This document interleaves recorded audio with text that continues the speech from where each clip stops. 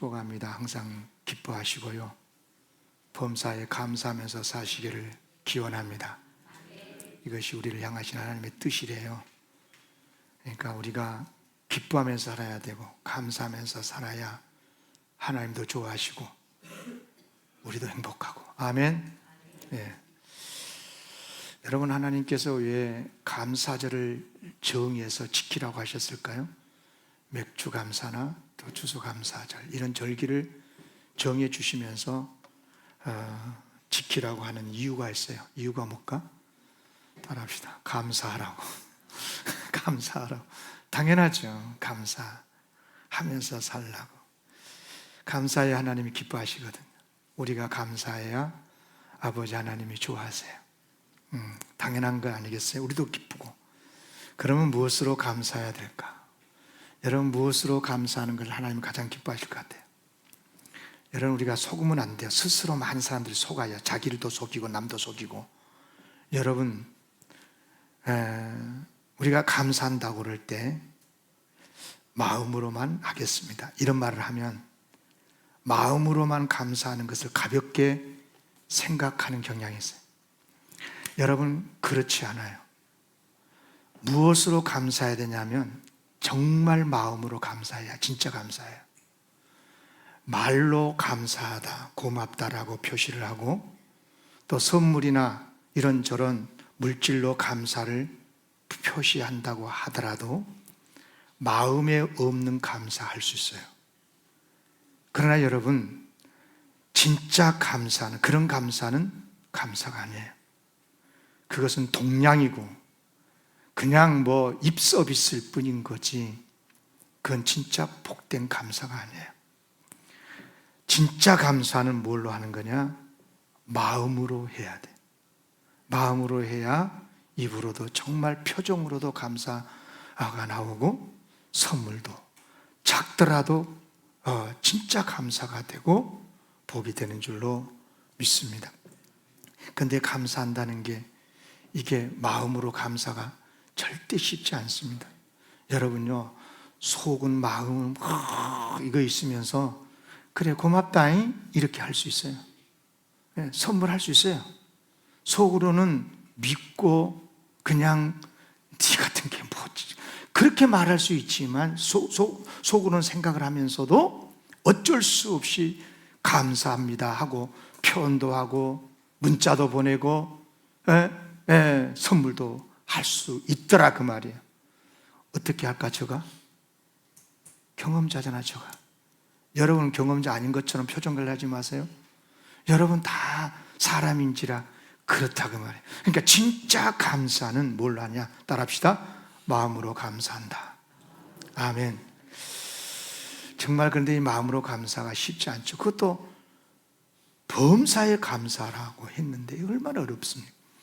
또 기뻐하는 것도 마찬가지죠. 아무리 기뻐하고 싶어도요, 마음이 안 기쁜데, 마음이 그냥 속이 상한데 기뻐가 됩니까? 기쁨이라는 것은 마음이 기뻐야 기뻐할 수 있거든. 마음에 기쁨이 없으면 죽었다 깨어나도 기쁠 할 수가 없는 거예요. 오히려 일에 따라서는요, 속상하고 괴롭고 그러지 않습니까? 더군다나 말입니다, 항상 기뻐하래요. 이거 기가 막힐 말, 정말 어려운 말씀 아닙니까?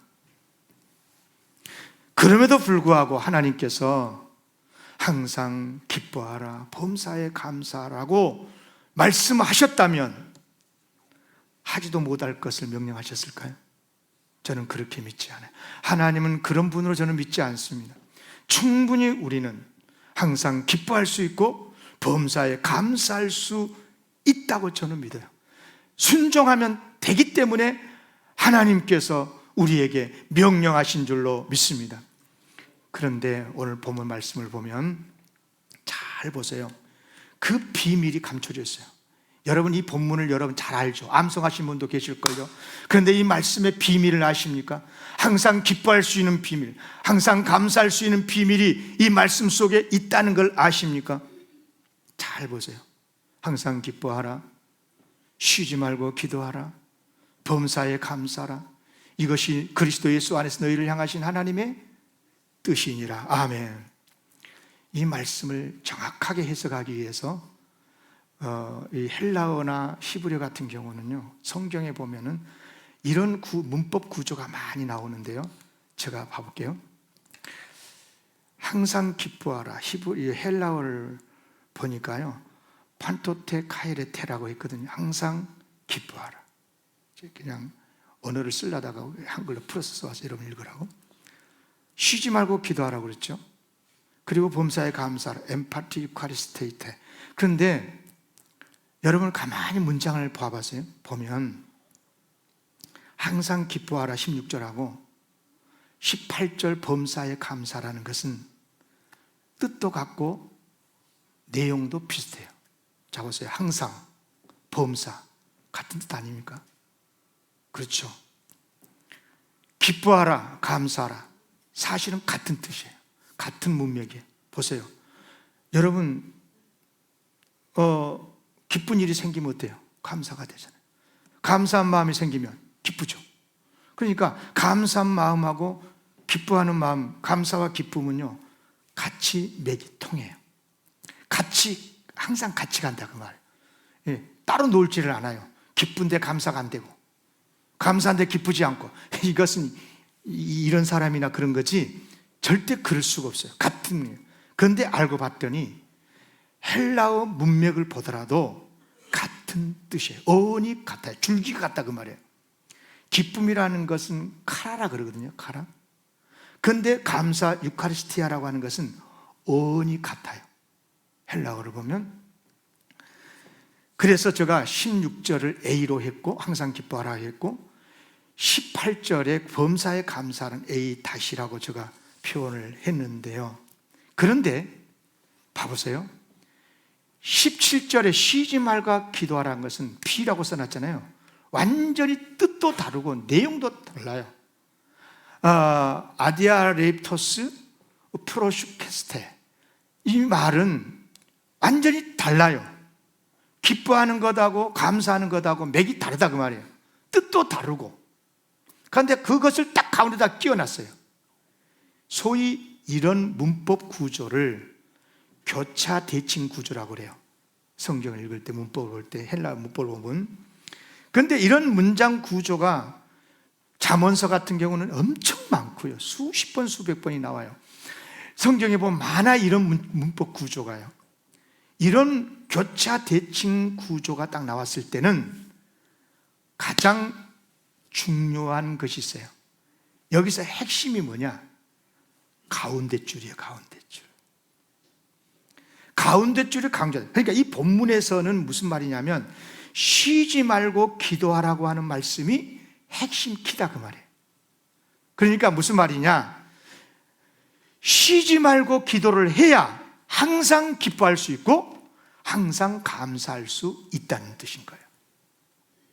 여러분, 항상 기뻐한다, 항상 감사한다. 아니, 기뻐하면 좋고 감사하면 좋지. 항상 감사하고 기뻐한다? 이게 결코 쉬운 일이 아니거든요. 그러나 기도는 뭐예요? 기도는 내가 하려고 하면 하는 거예요. 마음만 먹으면 새벽에 나올 수 있어요. 집에서도 할 수 있어요. 밤에 일어나서도 할 수 있어요. 철학 기도도 할 수 있어요. 기도는 내 마음이 내가 먹으면 할 수 있어요. 기쁨은 마음을 먹어도 안 돼요. 감사하는 마음을 먹어도 안 돼요. 감정이 그렇게 안 살아나요. 그러나 기도는 그렇지 않아요. 마음만 먹으면 할 수가 있어요. 그런데 더 중요한 것은 뭐냐면 기도하면 놀랍게도 마음에 기쁨이 생기고 감사하는 마음이 생긴다는 거예요. 그래서 기뻐할 수 있고 감사할 수가 있다 그 말이에요. 그러니까 여러분, 항상 기뻐하고 범사에 감사할 수 있으려면 쉬지 말고 기도를 해야 됩니다. 자, 그런 의미에서 본문을 다시 한 목소리로 다 같이 읽겠습니다. 시작. 항상 기뻐하라, 쉬지 말고 기도하라, 범사에 감사하라. 이것이 그리스도 예수 안에서 너희를 향하신 하나님의 뜻이니라. 아멘.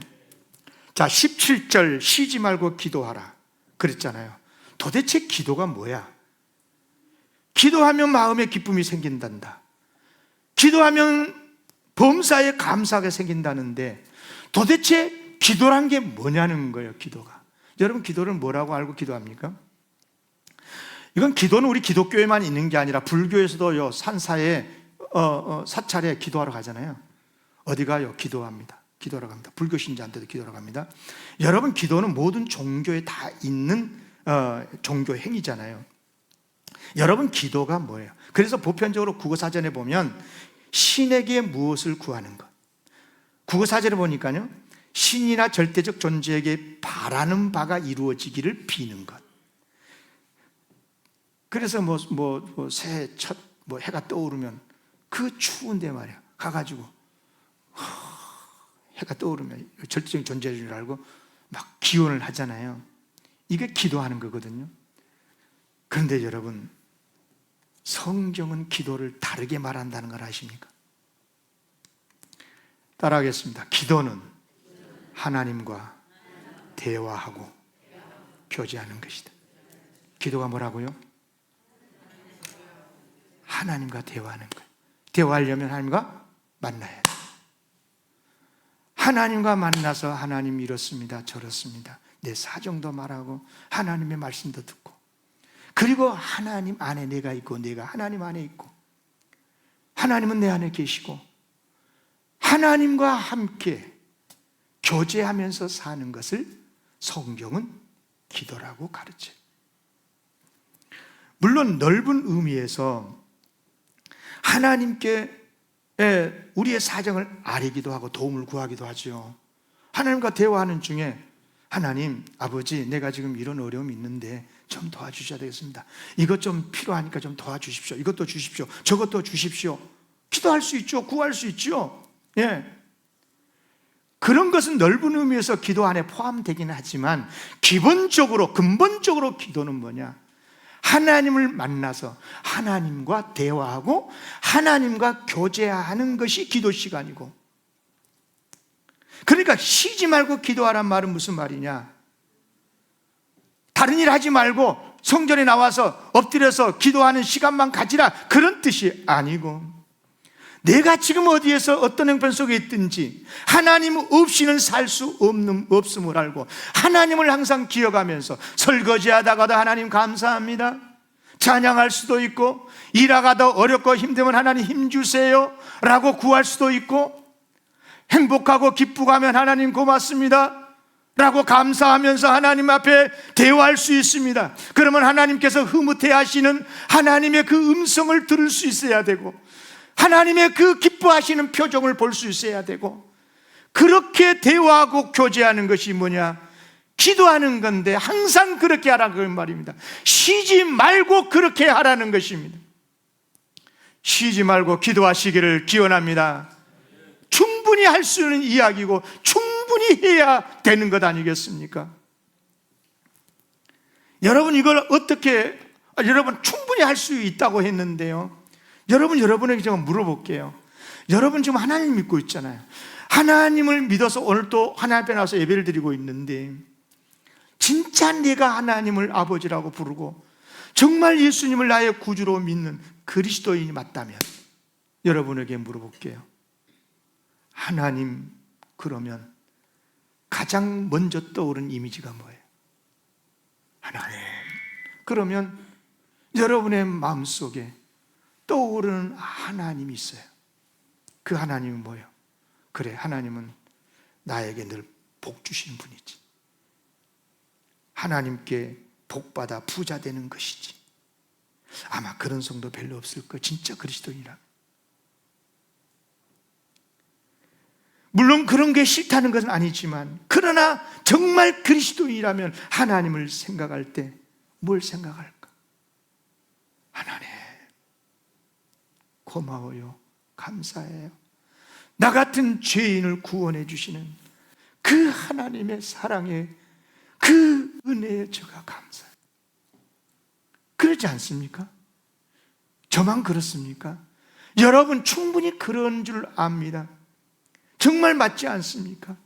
나 같은 죄인을 구원해 주시기 위해서 십자가에 지심으로 우리의 모든 죄를 용서해 주시고 구원하여 하나님의 자녀로 삼아 주시더니 사는 날 동안 필요한 걸 그때그때 채워주시고, 그리고 모든 것 힘들 때도 있지만 합력해서 선으로 바꾸어 주시는 그런 좋으신 나의 아버지 하나님, 더 나아가 천국으로 인도하셔서 이제 영성 복락까지 누리게 하실 내 아버지, 우리 아버지 하나님, 여러분, 이런 하나님의 사랑, 이런 사랑과 은혜, 하나님을 생각하면서 하나님을 늘 만나고 하나님과 늘 대화하고 하나님과 늘 교제한다면 어떻게 될까요? 그 마음속에 항상 기쁨이 있을 수 있지 않습니까? 충분히 범사에 감사할 수 있지 않겠습니까? 왜 기뻐하지 못하냐? 왜 감사하지 못하냐? 하나님을 조건적 하나님으로 생각하니까 그래. 내가 원하는 걸 주셔야 되고, 내가 원하는 걸 하나님이 주시더라도 내가 원한 것이 아니면 싫고 불평하고, 그래가지고는 죽었다 깨어나도 항상 감사할 수 없고 범사에 기뻐할 수가 없고 감사할 수가 없는 거예요, 여러분. 예수님께서 가르쳐 주신 천국 비유 중에 밭에 감춘 보화의 비유가 있거든요. 보화. 여기서 보화라고 하는 것은 뭐 천국만 말한 건 아니고 하나님께서 우리에게 주시는 정말 주옥 같은 축복들을 말하고 있는 건데요, 어떤 사람이 밭에서 보화를 발견했다네. 어떻게 하던가요? 제일 먼저 보니까 한없이 기뻐했어요. 마태복음 13장 44절에 보면 천국은 마치 밭에 감춘 보화와 같은데 사람이 이를 발견한 다음에 숨겨두고 기뻐하며 돌아가서 자기의 모든 소유를 다 팔아서 그 밭을 산대요. 그럴 수밖에 없지요. 누가 볼까봐 보화를 급히 숨기기는 했지만 그 마음은 그 보화를 발견하는 순간 말할 수 없는 기쁨으로 충만했다고 말이죠. 여러분 같으면 안 그러겠어요? 어디에서도 발견할 수 없고 누구도 줄 수 없는 그 보화를 발견했다면, 그리고 나중에 어떻게 합니까? 자기의 모든 소유를 팔아서 그 밭을 아예 사버려요. 그리고부터 감추어 놓은 보화를 생각할 때마다 한없이 기뻐한 거죠. 누구도 줄 수 없는 하나님께서 내게 주신 하나님의 그 보화, 그 보화를 마음속에 품고 생각할 때마다 늘 감사하고, 그때부터 누가 뭐래도 상관없어요. 욕을 해도 괜찮아. 예. 진짜 부자는요, 누가 욕하면 이게 아예 무시가 여기 내 마음속에 안 들어와요. 안 들어와. 내 마음속에 하나님의 보화가 있으면은요, 누가 뭐라고 해도 그 욕이 내 안에 들어오지 않아요. 옛날에 저희 어머니가 그랬다. 욕해도 참아라. 욕한다고 욕이 뱃속에 들어오냐 살 속에 들어오냐, 그럼 옛날 어르신들이 그런 표현을 하더라고요. 맞잖아요. 내 안에 예수 그리스도의 보화로 있는데 그 보화가 무엇입니까? 여러분, 우리는 어떤 사람들이냐? 우리는 하나님의 천국 보화를 가진 사람들인데, 여러분 어떤 보화를 가지고 있습니까? 예수 그리스도 안에서 우리는 하나님의 아들이고 딸입니다. 아멘입니까? 누가 주셨어요? 그게 하나님의 아들이라 딸이라고. 하나님이 주신 것 아니에요. 그거 누가 발견했어요? 주님 안에서 내가 발견하고 너무너무 급표하지 않습니까? 주님의 십자가 은혜와 부활의 능력, 구원받은 천국 백성이 됐어요. 하나님의 자녀들이니까 당연히 하나님의 나라 천국은 당연히 우리의 것이 되겠죠. 그 천국에서 영생복락을 누리게 될 겁니다. 물론 이 세상에 사는 날 동안에도 하나님은 우리를 지켜주시고 인도해 주실 거예요. 물론 힘들고 어려울 때도 있겠지만, 그러나 결국은 모든 것이 합력해서 복이 되게 하시고, 사실 그 필요해서 주신 거거든. 더 단단하게 만들고 더 신실한 믿음의 사람으로 만드시기 위해서. 그렇습니다. 이런 하나님의 보화를 마음속에 다 가지고 산 사람, 그런 사람이, 그런 성도가 이런 좋으신 것을 주신 우리 아버지 하나님과 늘 교제하면서 대화하면서 산다고 할 때, 이것이 쉬지 않고 기도하는 모습인데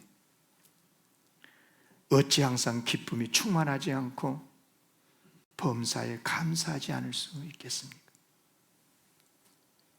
그래요, 천국 보화를 얻은 사람은 항상 기뻐할 수 있습니다.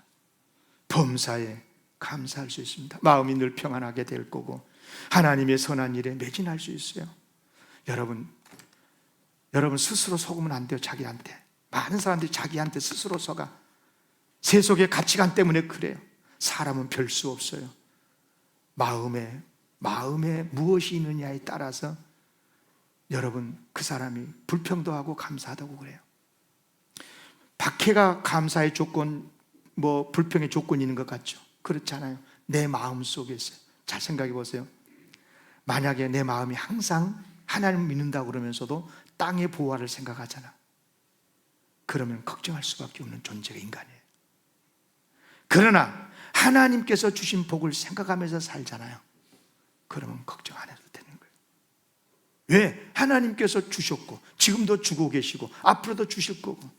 무엇보다 더 놀라운 것은요, 땅의 것 보화들은요 누가 빼앗아 가볼 수도 있어요. 내가 실수하면 가져가 버려. 예? 은행에 나도 빼가버려. 예? 그렇잖아요. 사업을 해도 망해버릴 수 있어요. 세상의 것들은 그래. 세상에 좋다는 보화들은 그래. 그러나 하나님께서 주신 보화는요 누구도 빼앗아 갈 수가 없어요. 누구도 빼앗아 갈 수가 없어요. 그래서 사도 바울이 그러잖아요. 하나님께서 우리를 이해하시면 누가 우리를 대적하리.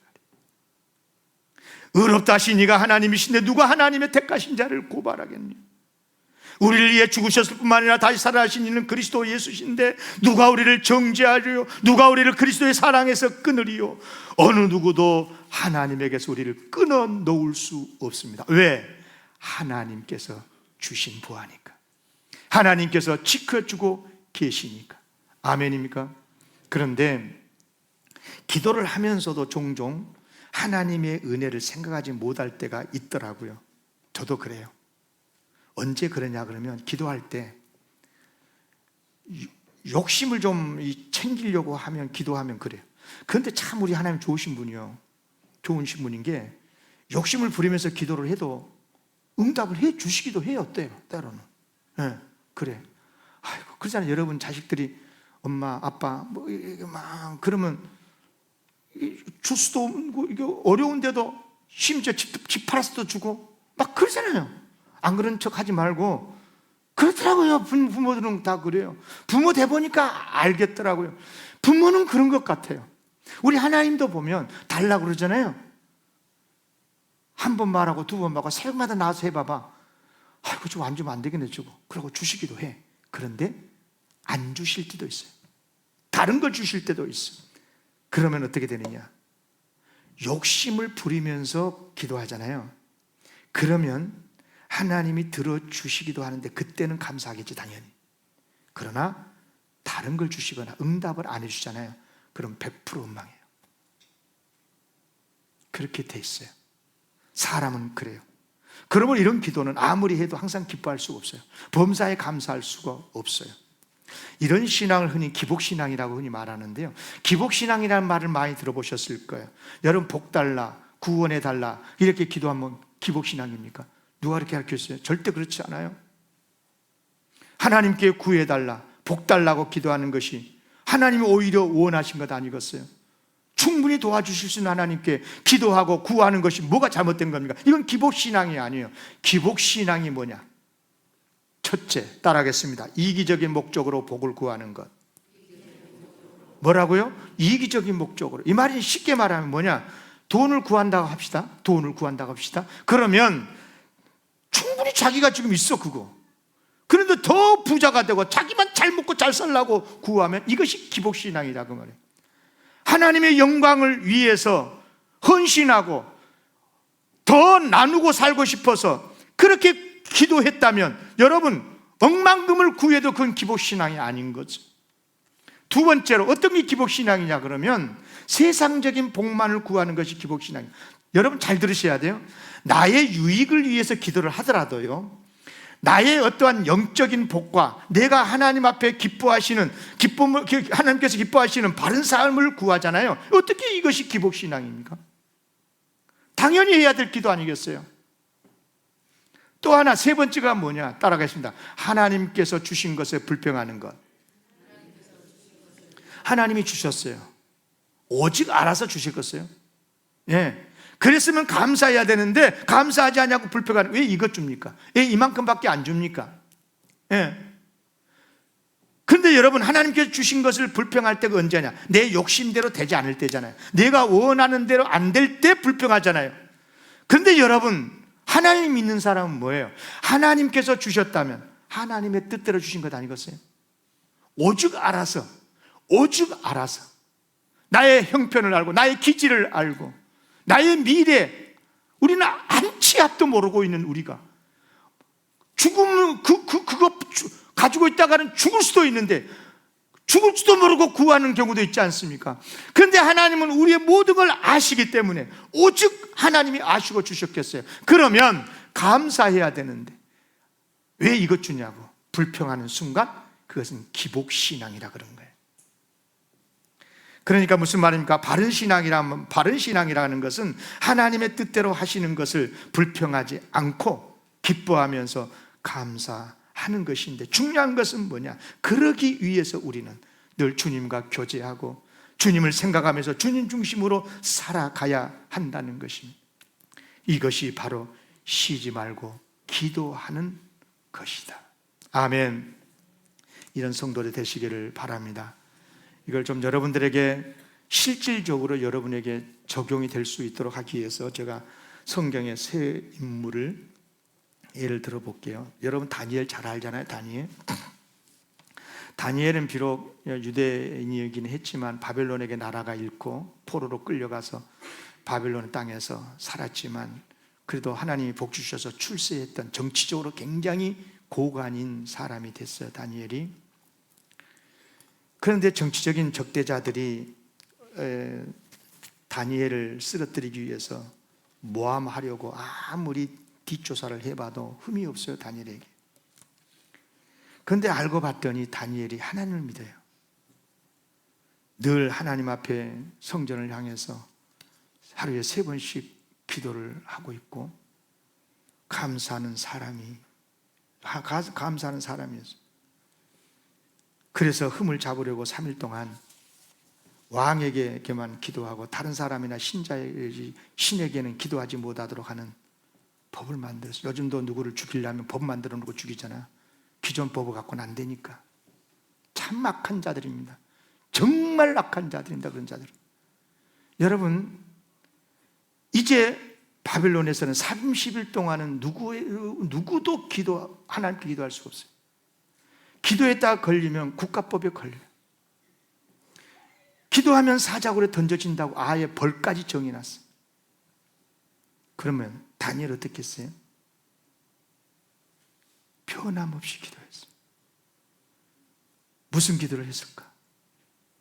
악법이 없어지게 해달라고 기도했는지, 기도하더라도 사자굴에 던져지지 않게, 글쎄 그것은 성경에 없으니까 잘 모르겠어요. 그런데 그가 이렇게 기도했다고 했어요. 다니엘서 6장 10절에 보면 다니엘이 이 조서의 왕의 도장이 찍힌 것을 알고 이미 법이 효력이 나타났다 그 말이에요. 그때 자기 집에 돌아가서는, 이 사람은 궁궐에서 사는 왕의 신하입니다.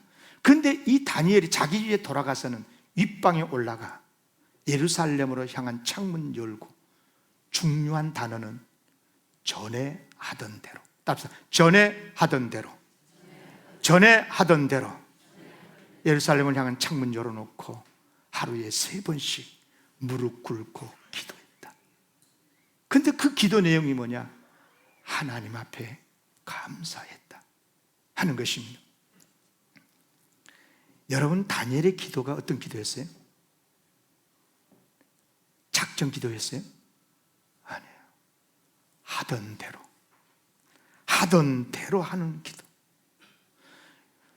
악법이 만들어졌으니까 법 없애달라고, 법을 어기고 기도하더라도 사자굴에 안 들어가게 해달라고 기도한 게 아니고 하던 대로, 늘 평상시 했던 대로 하나님과 교제했던 기도, 그리고 감사하는 기도, 평안할 때나 어려울 때나 어떤 시대가 되더라도 하던 대로 기도하고 감사할 수 있던 사람. 여러분요, 이렇게 기도를 했어. 그러면 다니엘이 사자굴에 던져졌나요? 안 던져졌나요? 몰라요, 성경? 던져졌어요. 안 던져져야 맞는 것 같잖아요. 하나님이 지켜주셔야 될 것 같잖아요. 그런데 던져졌어요. 수일 동안 굶은 이 사자가 단숨에 먹어버릴 수도 있어요. 온몸을 찢어버릴 수도 있어요. 그런데 여러분, 던져지기는 했지만 거기까지, 그러나 하나님께서 결국은 합력해서 선이 되게 해주잖아요. 살아나게 해주셔서 오히려 하나님께 영광을 돌리고 많던 사람들이 하나님을 믿게 해주시는 거예요. 그렇게 해서 성경 다니엘서 6장 26절에 뭐라고 말씀했느냐, 이제 이 왕이 그런 거예요. 내가 이제 조서를 내린다. 내 나라 관할 아래에 있는 사람들은 다 다니엘의 하나님 앞에서 떨며 두려워할지니라. 그는 살아계신 하나님이시다. 영원히 변하지 않으실 것이다. 그의 나라는 멸망하지 않을 것이다. 할렐루야. 하나님은 구원의 하나님이란 것을 이방 나라 왕이 선포를 하고 있잖아요.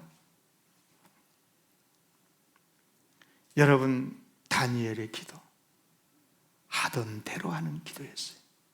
매일같이, 보통 때도 항상 어디서나, 교회에서나 밖에서나 어디서나 어떤 형편 속에서. 그런데 두 번째 인물은 욥인데요. 욥도 정말 훌륭한 신앙입니다. 정말 대단한 신앙. 그 무서운 시험 가운데서도 믿음을 지켜내잖아요. 그런데 욥의 믿음을 보면 조금 아쉬워요. 여러분, 제가 이렇게 표현한다고 그래가지고 욥을 쉽게 보면 안 돼요.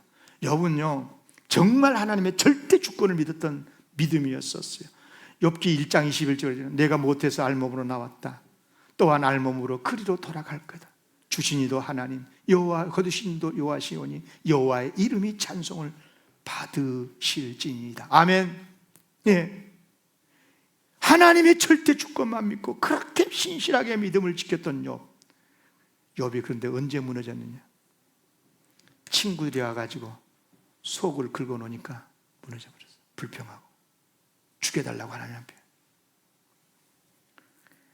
제가 그렇게 믿음이 좋은 목사, 장로, 권사님 많이 봤는데요, 어떤 형편 속에서도 위대한 하나님의 일을 감당하고 크게 목회도 하고 정말 그 어려움 속에서도 교회를 지켜낸 훌륭한 믿음의 사람들이요, 언제 무너진 줄 알아요? 친구가 와가지고 딱 속을 긁어버리면 무너져버려요. 나보다 조금 늦게 목사 되고 장로 된 사람이 나보다 더 헌신한다, 야 누가 그러더라 그러면 그때부터는 잠 못 자버려. 사람이 그래. 물론 욥이 나중에 회개합니다. 그렇지만 우리가 알아야 돼요. 끝까지 감사한다는 게 얼마나 어려운지. 예.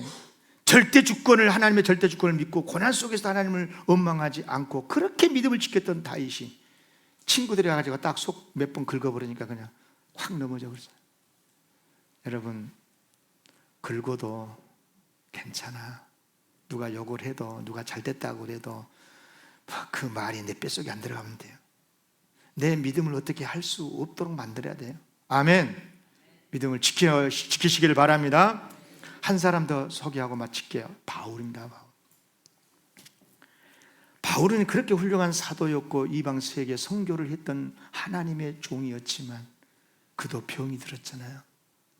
하나님께 3번 기도했죠. 고쳐달라고.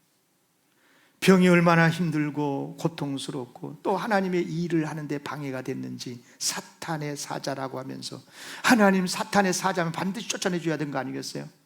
그러니까 반드시 고쳐줘야 된다는 뜻이에요, 그 말이. 그런데 하나님의 응답이 뭐였어요? 내 은혜가 족하도다 그랬어요. 저 같으면요, 야, 하나님 그래도 그렇게 말씀하시면 안 되지 그랬을 것 같은데, 그때 바울의 반응이 참으로 은혜가 돼요. 아멘 하고 더 이상 괴로워하지 않아요.